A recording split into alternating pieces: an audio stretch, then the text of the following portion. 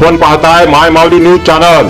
पाहूया महाराष्ट्रातील वर्तमान घडामोडी। उपविभागीय पोलीस अधिकारी बिलोली जिल्हा नांदेड यांनी दिनांक 6 एप्रिल 2026 रोजी दुपारी नरसी ते शंकरनगर रोडवरील राजबार अँड रेस्टॉरंट येथे सुरू असलेल्या कुंटण खाण्यावर धाड टाकून 6 पीडित महिलांची सुटका करून 2 आरोपींसह 6,07,500 रुपयांचा मुद्देमाल जप्त करण्यात आला आहे। पोलीस सूत्रांकडून मिळालेल्या माहितीप्रमाणे नांदेडचे जिल्हा पोलीस अधीक्षक श्री अविनाश कुमार यांनी पीटा कायद्याअंतर्गत कारवाई करण्याचे आदेश दिले होते। त्या अनुषंगाने उपविभागीय पोलीस अधिकारी श्री श्याम पानेगावकर यांना मिळालेल्या गोपनीय माहितीप्रमाणे त्यांनी सदर बारवर डमी ग्राहक पाठवून पडताळणी केली। त्यानंतर 2 शासकीय पंचासमक्ष छापा टाकला असता हॉटेलच्या पहिल्या मजल्यावर असणाऱ्या खोलीमध्ये वेश्या व्यवसाय चालू होता। सदर ठिकाणी 2 आरोपी संतोष श्रीपाद पवळे वय 30 वर्ष, शिवराज श्रीपाद पवळे वय 35 वर्ष, मूळ राहणार कोपरा तालुका नायगाव जिल्हा नांदेड, सध्या बालाजी नरसी येथे वास्तव्य हे मिळून आले।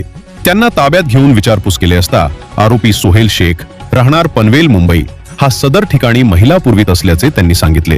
तसेच आरोपी श्रीपत आनंदा पवळे हा या राजबारचा मालक असल्याचे सांगितले। सदर घटनास्थळावर रोख रक्कम 47,500 रुपये, 60,000 रुपयाचे 6 मोबाईल आणि 5 लाख रुपये किमतीची इर्टिका कार क्रमांक MH12SY 6411 असे एकूण 6,07,500 रुपयांचा मुद्देमाल जप्त करण्यात आला आहे। सदर कारवाईतून 6 पीडित महिलांची सुटका करण्यात आली असून त्यांची वैद्यकीय तपासणीनंतर पुढील मदत व पुनर्वसनासाठी संबंधित संस्थेकडे सुपूर्द करण्यात येत आहे। सदर प्रकरणी शंकरनगर पोलीस ठाणे येथे आरोपी विरुद्ध पीटा कायद्याप्रमाणे गुन्हा दाखल करण्यात आला आहे। उपविभागीय पोलीस अधिकारी यांच्या पथकातील पोलीस अधिकारी व अंमलदार यांनी उत्कृष्ट कामगिरी केल्याबद्दल नांदेड जिल्हा पोलीस अधीक्षक श्री अविनाश कुमार यांनी त्यांचे कौतुक केल्याचे जनतेत बोलले जात आहे।